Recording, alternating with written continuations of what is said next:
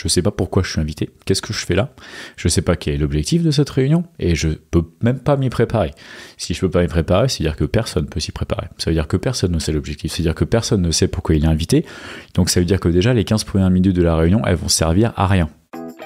Avoir des moments de doute, c'est normal, et c'est même plutôt sain, ça veut dire que vous êtes sur le point de repousser des limites. Quand Pierre et moi sommes passés de développeur à manager, on s'est posé beaucoup de questions. Et c'est sur cette base que nous avons créé Tech Ronins, pour échanger sur nos problématiques quotidiennes et devenir de meilleurs leaders petit à petit.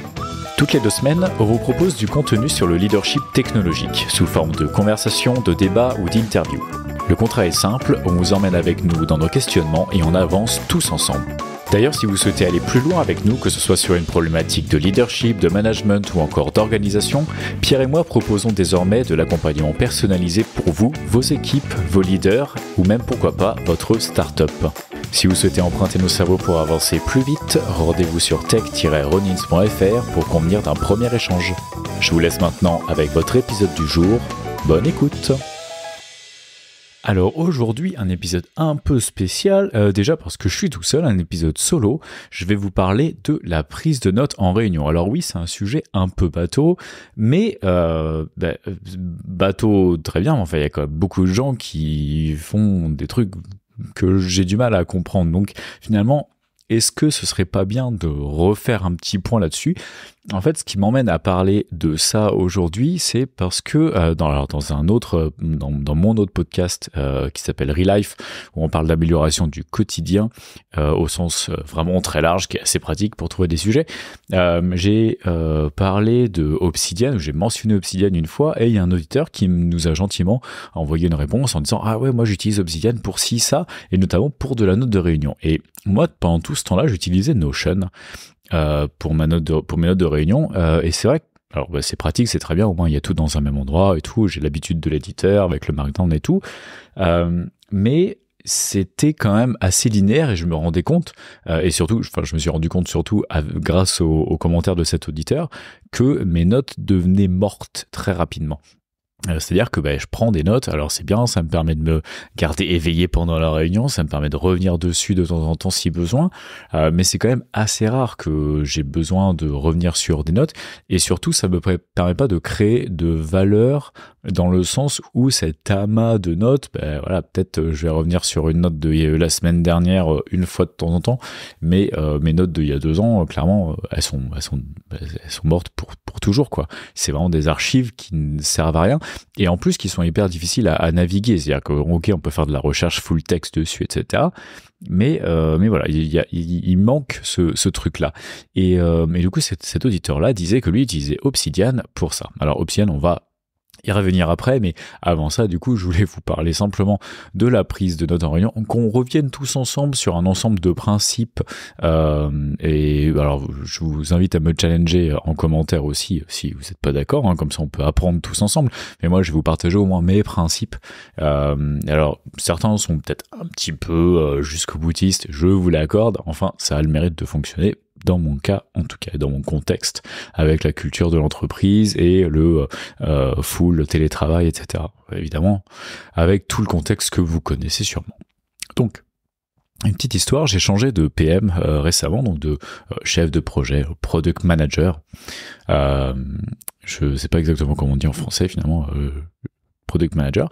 Bref, j'en ai changé récemment dans une de mes équipes, et le premier truc qu'il m'a dit après notre premier stand-up, donc on a un stand-up, une réunion de 30 minutes avec 13 à 20 personnes quand même dans ce stand-up, en fonction de si on a les stakeholders ou pas le jeudi ou pas.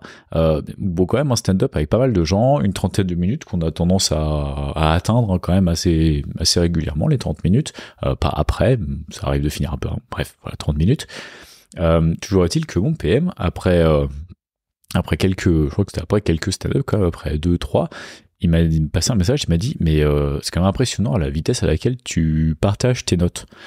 En fait, à chaque stand-up, moi, je partage le board Jira, j'anime un peu le truc et tout, et en même temps, je garde un œil sur la montre et je prends des notes. Alors, ces notes-là, je les prépare en avance, etc. Bon, je vais vous expliquer un peu de 3 trucs après.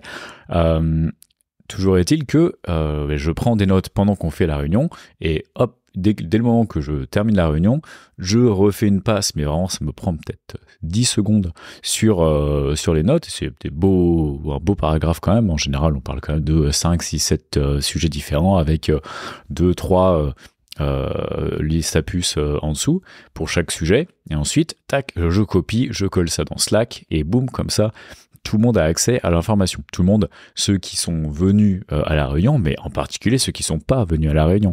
Vous imaginez que déjà qu'on est entre, comme je disais, 13 et 20, 21 en général à cette réunion-là tous les jours, on n'a pas envie d'avoir encore plus de gens. Et surtout, on n'a pas envie d'avoir des gens qui parlent pas. C'est vraiment un truc qui me rend fou. C'est-à-dire que si on a juste des auditeurs, c'est gênant. Je trouve. C'est des gens qui viennent là, on sait pas trop ce qu'ils font là, je sais même pas si est-ce qu'ils ont envie d'être là, est-ce qu'ils me détestent parce qu'un jour je leur ai envoyé une invitation et que ils osent pas me dire écoute je m'en fous de cette réunion, est-ce que je sais pas, en même temps si moi je les désinvite, peut-être qu'ils aiment beaucoup venir ici et du coup, mais en même temps moi je vois pas trop la valeur bref, je trouve ça gênant d'avoir des gens qui viennent juste en tant qu'auditeurs en read only, en lecture seule, et du coup pour éviter ça et pour un aspect de transparence assez évident, on a un channel, une chambre dans notre Slack qui est l'endroit. Alors c'est de toute façon tout est bien formaté et standardisé. Donc pour toutes les équipes, il y a des noms d'équipes standardisées, des noms de channels standardisés, etc. Bref, dans celui de mon équipe, tous les matins, vous avez le résumé de ce qui s'est dit au Daily Stand-Up. Et c'est quelque chose que je fais pour pas mal de réunions en fait. Ça pour dire, mon PM m'a dit « mais c'est incroyable, en quelques secondes, tu envoies tes notes, comment tu fais ?» Et donc, je vais vous partager, au-delà de tous ces principes-là, de juste prendre des notes en fait, je voulais vous parler un petit peu de tout ça, et ensuite on pourra parler d'Obsidian. Ça fait maintenant 3 semaines, un peu plus je crois que je l'utilise, et bon bref voilà, je vous parle d'Obsidian après. Donc le principe c'est d'essayer de créer de la valeur. Les réunions, personne n'aime ça. Et c'est le premier truc qu'on nous apprend à l'école, c'est faut pas faire des réunions, ça sert à rien. Enfin, pas exactement ça sert à rien, mais en tout cas, on se rend bien compte que c'est important. On se rend bien compte que ça permet de créer de la valeur. Mais on se rend bien compte aussi que toutes les études qui sortent sur les réunions montrent que c'est le productivité killer, peut-être pas numéro 1, mais potentiellement, ça dépend des contextes, j'imagine. Bref, c'est quand même le niveau des réunions dans la plupart des entreprises est assez catastrophique. Le but pour moi, quand je vais dans une réunion, et je vous dis ça, je suis en train d'essayer de contrôler la quantité de réunions que j'ai, parce que juste sur mes réunions récurrentes, c'est-à-dire que j'ai toutes les semaines, je suis entre 14 et 17, 18 heures de réunions par semaine sur celles qui sont récurrentes en fonction des semaines, parce qu'elles sont pas toutes pareilles. S'ajoute à ça ensuite les trucs qui se rajoutent toutes les semaines, quoi, sur le travail quasiment courant. Et c'est un autre problème. Toujours est-il que quand je crée une réunion, je veux créer de la valeur. Donc, on veut partager, on veut créer cette valeur, et donc si on crée de la valeur, ça veut dire aussi ne pas inviter des gens qui vont juste écouter, parce qu'ils n'ont par définition pas créé de valeur. Ça, c'est mon point de vue. Et on veut ensuite partager cette valeur-là. On veut qu'il y ait un but, un résultat, et on veut ensuite partager ça à tout le monde pour éviter à des gens de venir à la réunion juste pour écouter. Parce que finalement, si on sait qu'il y aura des notes qui seront partagées publiquement, on a plus, je trouve, d'intérêt, ou on va plus se permettre de juste pas y aller et juste prendre 3 minutes pour lire les notes. Et ça permet simplement de respecter le temps des collaborateurs en général, quoi. Donc, comment est-ce qu'on fait ça? Donc, évidemment, au-delà de prendre des notes pendant la réunion, on va déjà écrire un agenda, une description de l'événement dans le calendrier. Pourquoi est-ce que tu es invité? Quel est l'objectif? Et comment te préparer à cette réunion? Ça fait partie des règles personnelles que j'ai. C'est-à-dire que si je suis invité à une réunion, comme j'ai dit, j'ai beaucoup de réunions, si je suis invité à une réunion qui n'a pas de description, je ne viens pas. C'est très net, je clique sur non et je réfléchis même pas. Parce que justement, je sais pas pourquoi je suis invité, qu'est-ce que je fais là, je sais pas quel est l'objectif de cette réunion et je peux même pas m'y préparer. Si je peux pas m'y préparer, c'est-à-dire que personne peut s'y préparer. Ça veut dire que personne ne sait l'objectif, c'est-à-dire que personne ne sait pourquoi il est invité. Donc ça veut dire que déjà les 15 premières minutes de la réunion, elles vont servir à rien. Juste à avoir du contexte. C'est-à-dire que globalement, la personne qui a créé cette réunion-là considère que son temps à elle est plus important que le mien. Globalement, moi, c'est comme ça que je le ressens. C'est, oh non, moi, je vais pas prendre le temps de me creuser un peu la soupière et de me demander pourquoi est-ce que je crée cette réunion et de partager cette information avec tout le monde. Je vais juste créer, voilà, balancer un truc comme ça là-bas dedans, dans le calendrier de 18 personnes, alors qu'en vrai, j'en ai sûrement besoin que de 5, et puis ils se démerdent, les gars. Moi, ça me plaît pas comme truc. Donc, ben voilà, je dis non. Donc, des agendas, des descriptions. Encore une fois, le but, c'est quand même de préparer une réunion qui est préparée où tout le monde arrive en sachant pourquoi ils sont là, quel est l'objectif et comment ils peuvent s'y préparer. S'ils prennent même 5 minutes, 10 minutes avant la réunion, je dis ça avant, mais ça peut être 2 jours avant, ça peut être, tu vois, chacun se gère son temps comme il veut. T'arrives à la réunion, là, direct, boum, ça va vite, quoi. Et c'est même pas une question de gagner du temps, c'est une question d'aller plus loin dans les choses. Si on prépare tous la réunion, eh ben peut-être qu'on va déjà tous arriver on se sera déjà tous posé quelques questions, se dire ah bah attends, là il y a un problème. Donc ça je sais pas, donc il va falloir que je pose une question, il va falloir que j'essaie d'avoir un peu plus de contexte. Et en général, ça permet quand même d'aller beaucoup plus loin dans les choses si on prend le même temps imparti, plutôt que de passer un quart d'heure à donner du contexte à tout le monde et à ce que les gens ils commencent à lancer le petit diesel qu'ils ont dans leur tête jusqu'à la fin de la réunion, mettons sur une réunion, je sais pas, d'1 heure, à la fin de la réunion, on a juste réussi à choper un peu de contexte et on a juste commencé à explorer des pistes. Alors que si la réunion est déjà préparée, à la fin d'une réunion d'1 heure, vous avez déjà commencé à bien gratter le fond, quoi. Donc voilà, c'est mon conseil, et surtout mon conseil si vous travaillez avec moi, je vous encourage à mettre une description. Ou au moins me passer un message, bref, que ça vienne pas de nulle part, quoi. Et ensuite, les prises de notes. Donc, préparer sa réunion, c'est aussi s'aider à la modérer.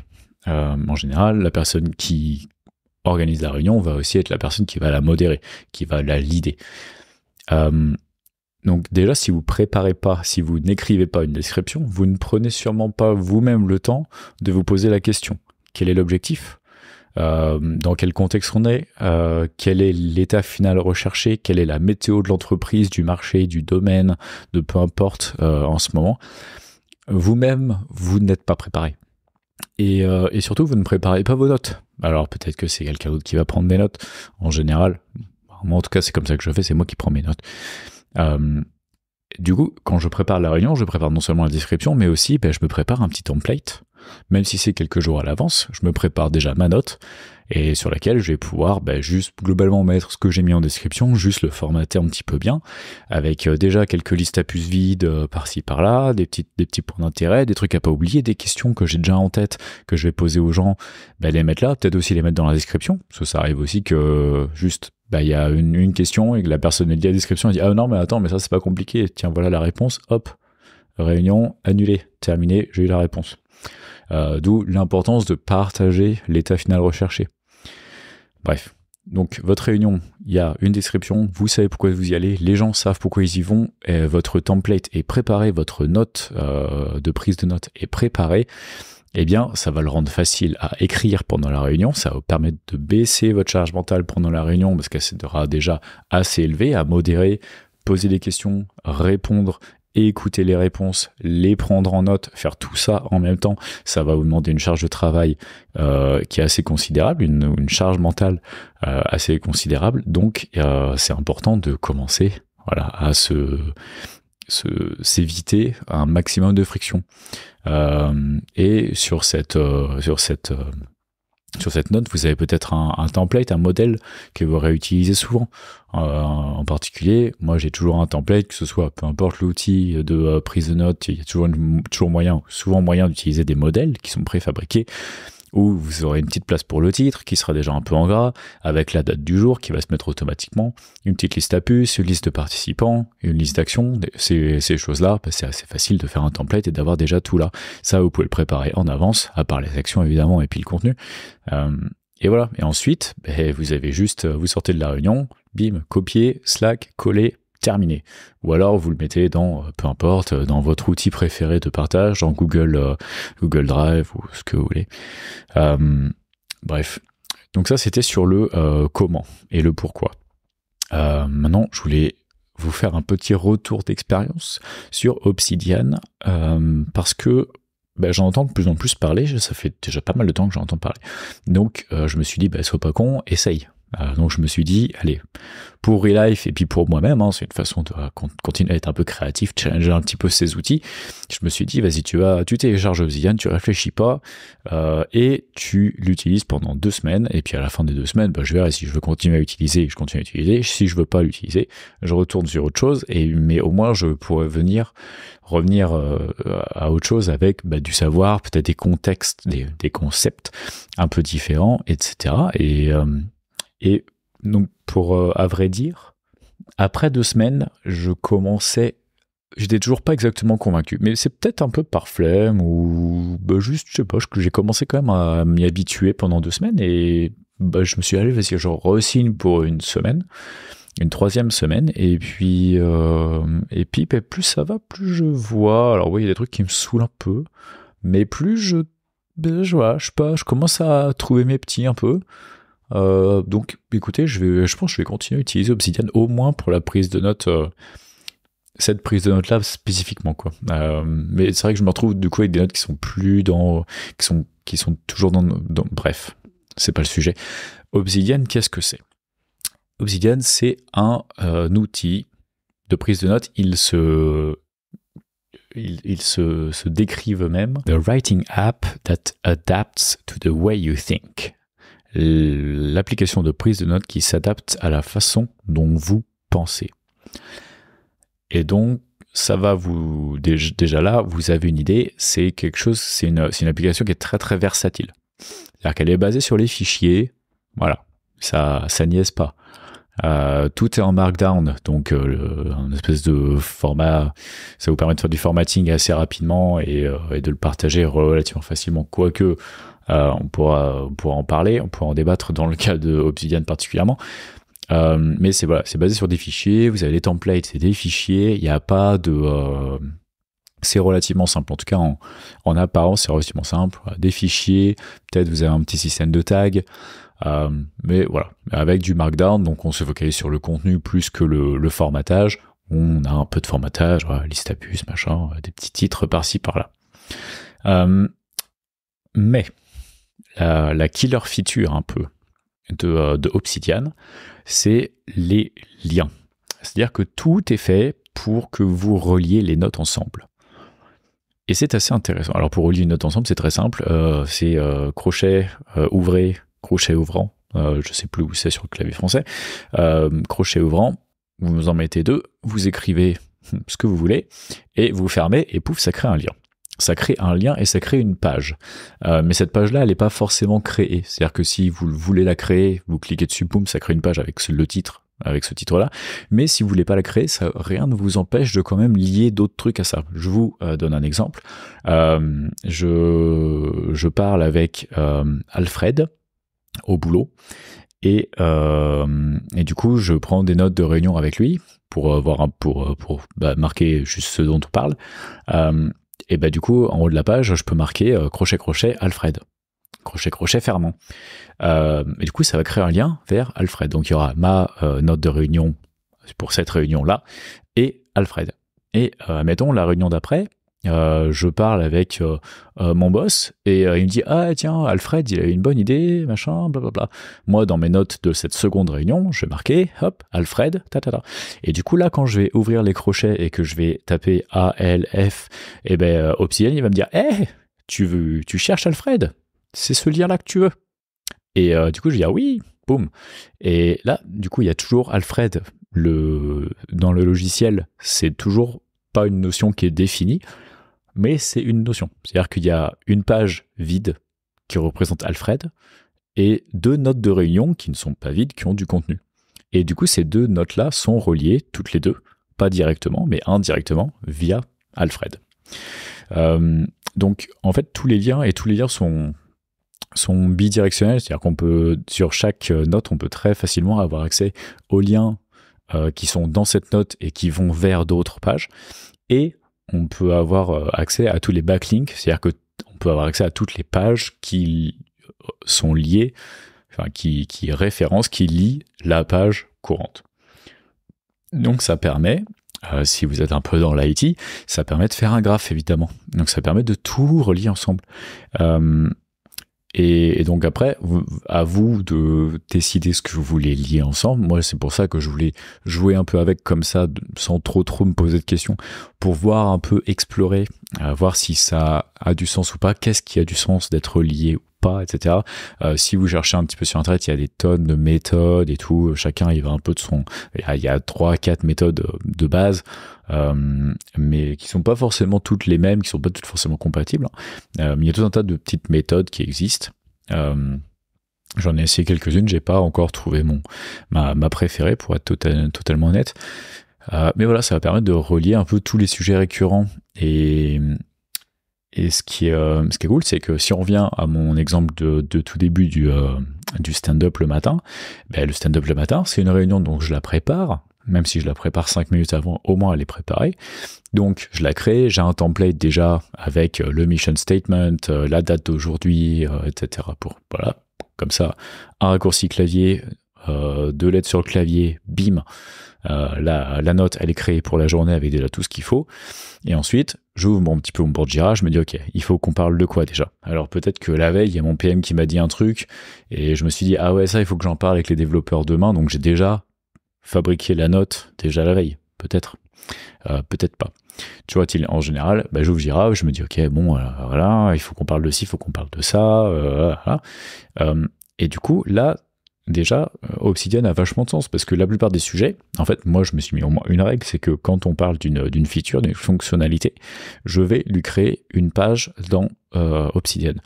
Peut-être que la page sera vide, peut-être elle aura au moins un lien vers justement Jira, peut-être qu'elle aura un lien vers, je sais pas, avoir un peu de note de référence, mais même s'il y a rien dans cette note-là, au moins ça me permet de la relier à d'autres trucs, parce que bah, peut-être qu'on travaille sur une feature, peut-être qu'on ne travaille pas encore dessus, mais que c'est juste une idée, et que dans 3 mois, et ben, je vais relier une autre note à ça, et que hop, comme ça je pourrais revenir dessus, je pourrais revoir un peu tout l'historique. Encore une fois, j'ai pas fait beaucoup d'exploration en fait, donc je sais pas à quel point c'est important de lier les trucs ensemble, mais quand même c'est un peu le but. Donc voilà. En fait, je me suis rendu compte que sur 2 semaines, c'est pas assez pour déclencher les besoins d'exploration de ce graphe. Peut-être que juste je l'explorerai jamais, j'en sais rien. Au stand-up, pour revenir sur le stand-up, donc quand la plupart des fonctionnalités dont on va parler, et on en a sûrement déjà parlé la veille et puis l'avant-veille, etc. Donc ça me permet comme ça d'auto-compléter direct, ding ding ding ding ding, comme ça d'un jour à l'autre, sur les gens qui lisent les notes, c'est toujours exactement la même chose qui est notée. Et puis pour moi c'est plus rapide quoi. Et puis comme ça, j'ai déjà tout préparé, ensuite j'ai juste à dérouler le stand-up, on parle de ci, on parle de ça, c'est quoi la priorité, machin, est-ce qu'on est bloqué là-dessus, qu'est-ce qu'on peut faire pour avancer sur ça, est-ce que quelqu'un a des questions, hop, copier, tac, coller. Si vous allez, je vais conclure là-dessus, si vous allez sur le site d'Obsidian, donc obsidian.md, comme Markdown, vous verrez un magnifique graphe. Et c'est un peu leur killer feature, le truc un peu sexy qu'ils mettent en avant, c'est que, comme je disais, comme vous avez plein de fichiers qui sont reliés les uns aux autres, ça peut être visualisé comme un graphe avec un point qui représente une note et puis les liens entre les différentes notes qui représentent les liens qu'il y a entre les différentes notes. Et en fait, vous avez un onglet vraiment graphe dans Obsidian qui, boum, vous jette à la tronche tout votre graphe, toutes vos notes et tous les liens. Et ensuite qui vous dit vous pouvez explorer, vous pouvez filtrer, machin et tout. Moi j'ai pas trouvé ça incroyable, et de l'aveu de pas mal de gens, en tout cas de ce que j'ai lu sur internet, c'est pas extrêmement utile, c'est très joli. Dans certains cas bien particuliers, ça permet d'explorer un peu ou de voir des patterns. encore une fois, si moi j'utilise pour la prise de notes, donc c'est moins utile comme ça, mais avec Pierre, on parlait de quelqu'un qui faisait de la BI, de la business intelligence, et qui permettait quand même, qui arrivait à faire vraiment sortir un peu des analyses de données qui étaient assez visuelles en tout cas, pour dire attends, vas-y, ce projet-là il est utilisé par combien de clients, et puis boum, tu peux mettre en surbrillance tous les clients qui sont reliés à une feature, j'imagine. Enfin bref, il y a sûrement des choses qu'on peut faire, mais moi dans mon cas, vraiment la vue graph et de la vue de beaucoup de gens, j'ai l'impression que c'est pas hyper utilisable. En revanche, en tout cas moi je l'utilise pas. En revanche, ce que j'ai découvert il n'y a pas longtemps, c'est qu'il y a une vue graph locale. Et ça, alors c'est hyper difficile à trouver. Faut vraiment passer par la raccourci clavier, ou en tout cas, moi j'ai pas trouvé comment y aller avec l'interface graphique.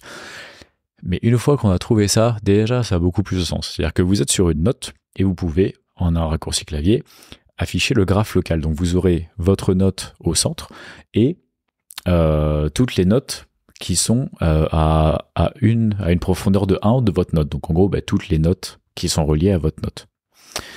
Et ensuite, vous pouvez augmenter la profondeur du graphe. Donc si vous allez sur une profondeur de 2, et vous verrez non seulement les notes qui sont reliées à votre note, mais aussi les notes qui sont reliées à ces notes-là. Et donc ça commence à étendre un peu la toile.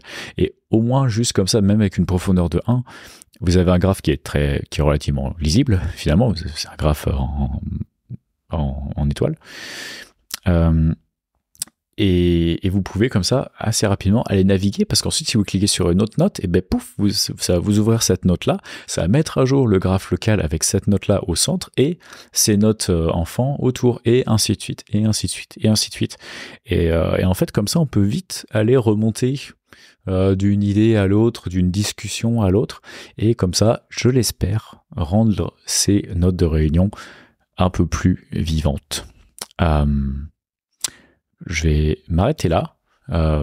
Si ça vous a plu, si vous voulez utiliser Obsidian, vraiment juste quelques jours, vraiment essayez, c'est intéressant. Ça permet de, comme je disais, même si c'est pour revenir sur votre outil de notes préféré plus tard, au moins vous reviendrez avec peut-être des petites nouvelles idées.